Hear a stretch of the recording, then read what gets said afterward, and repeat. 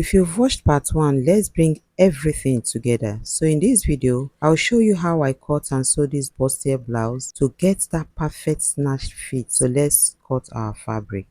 So I had to fold my bridal satin into two, okay, and then placed my pattern on it and then added half-inch seam allowance at the upper part. So after marking half inch, I had to draw the line and then I started cutting.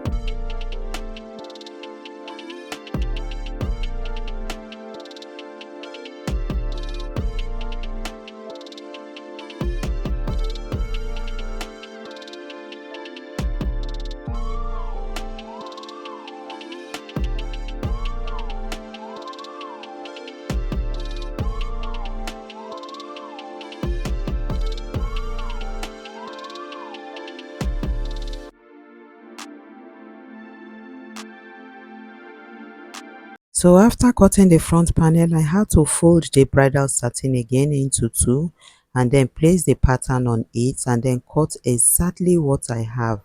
I did not add any seam allowance to the back panel because while drafting in the part 1, all the seam allowances were added to it, okay? So after cutting exactly what we have, we are going to fold to cut our lace, okay? So I had to fold the lace into two again and then place the back panel on it to cut exactly what I have. So that is exactly what I am doing.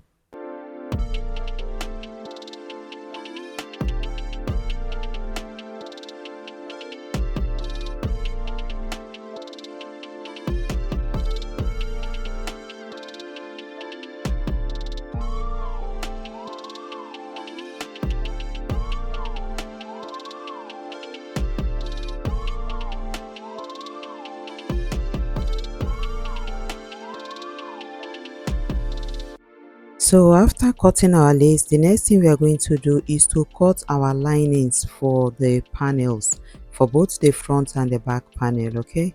Then after which we are going to cut the sleeve.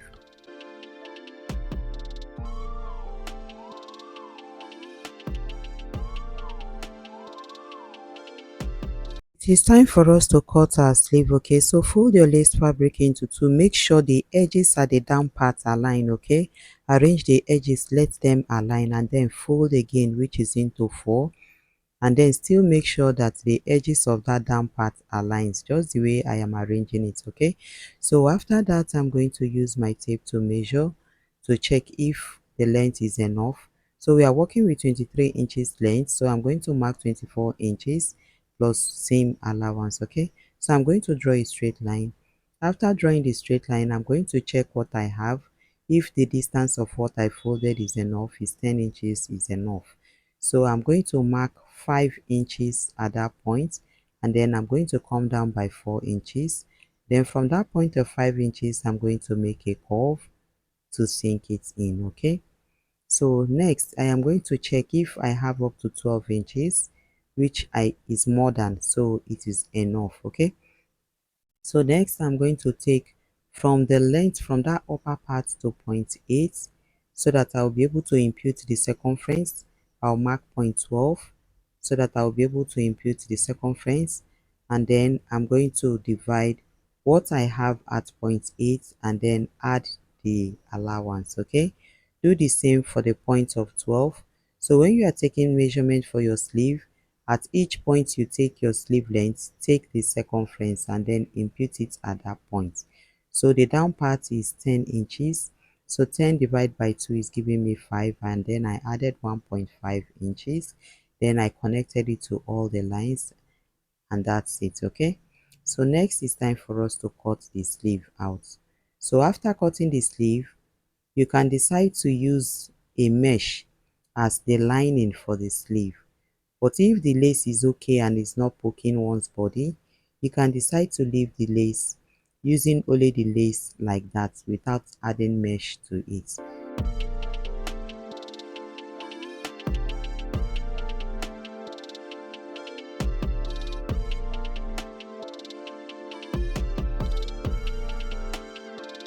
So for us to cut the yoke, we are going to check the lace. The part that stretches becomes the circumference, while the part that is not stretching becomes the length. So see what I am doing. I am checking the part that is stretchy and the part that is not stretchy. So use the stretchy part as the circumference while the non-stretchy part as the length. So that is exactly what I did. So I had to fold it into two to place the yoke to cut so that I'll be able to cut the two yoke at the same time. So after cutting the yoke, I'm going to cut a mesh as the lining for the yoke, okay? So next, before you cut, you're going to add half an inch seam allowance all around the yoke before cutting. So after cutting the yoke, we are done with every cutting process. So it is time for us to assemble them to get that perfect fit that we need for this particular blouse. So these are all the panels, okay, for the front and the back. We've also cut their lining, so we had to join the lace and the bridle as one. So place it right side facing each other, that is center, the center panel with the side panel. Use half an inch to sew it all the way down, just the way I placed it. That is how you will place yours and sew. Then place the other panel to the center panel again. Arrange it very well, let the under bust align, and then use half an inch to sew it all the way down. You do the same for the lining as well. So next, this is the back panel. We've joined the lace and the bridle as one fabric as well. So then we are going to place our lining right side facing each other, just the way I placed it. So we are going to use our sewing machine to turn the neckline, the zipper allowance line this side, and then we'll turn it, we'll iron it. We'll do the same for the other part, after which we are going to install our darts and our zipper. Will iron it, will bring it and show you. So now the next thing we'll do now is to cage the bust. So because of the bust caging, I had to use peplum stay inside of the bridle, okay? Ironed it very well before joining the panels. So I'm going to divide the center of the middle panel into two and then draw my lines. After drawing the lines, I will draw lines by the side, both vertically and horizontally. Then I'm going to show you what next we are going to do. So look at that part. I'm using my pencil to point. So those areas we are going to use our 3/8 boning to sew it all around, and then follow the vertical lines and the horizontal lines as well. So we are going to do it diligently. While sewing, take your time to sew it. After sewing it, we are going to flesh it, okay? We are using hasty to do the fleshing. We can flesh 6 times and then we'll bring it and show you. So we are done with the back panel, okay? We've turned the lining, installed our zipper and our dart. So this is how the front is looking like. So the next thing we are going to do is to work on the front panel. So this is the bust caging we did. We've also fleshed it out. So this is how it is looking. We use hasty to do the fleshing. So this is how the inside is looking, very neat, okay? So if you want me to do a little tutorial on this, let me know in the comment section. So this is the main lace, all right? So I have pinned the yoke to the lace.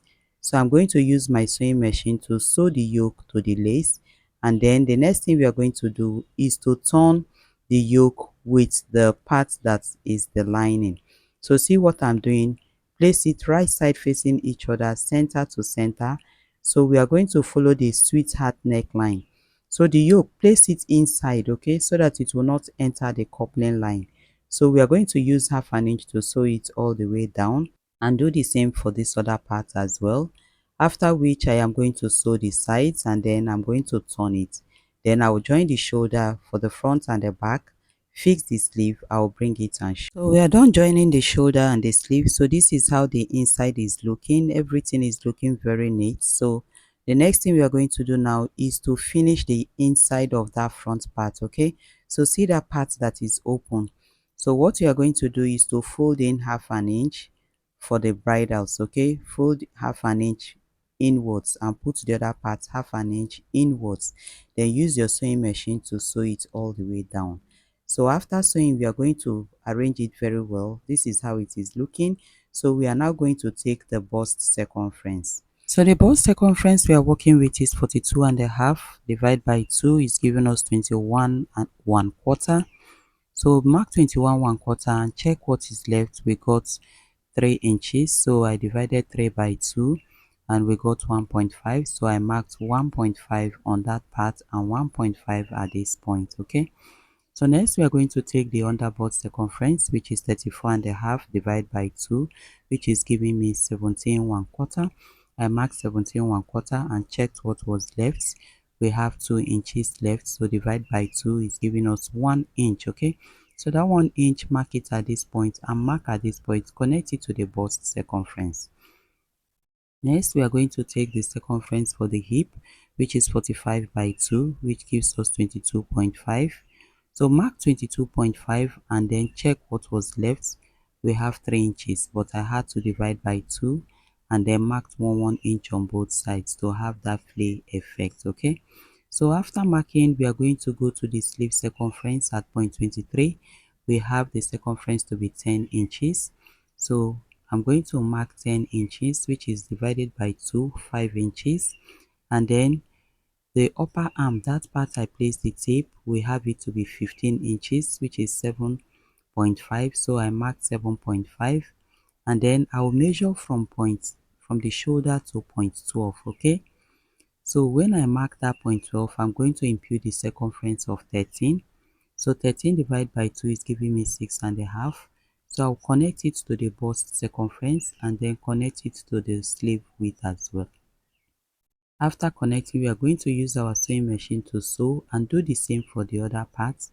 While the down part of the blouse, we are going to cover that rough edge. Okay, so after sewing it, we'll iron it, we'll bring it and show you. If you enjoyed this tutorial, click on the next video on your screen to keep learning. Please watch the part 1 of the drafting process of this bustier blouse so that everything will make complete sense.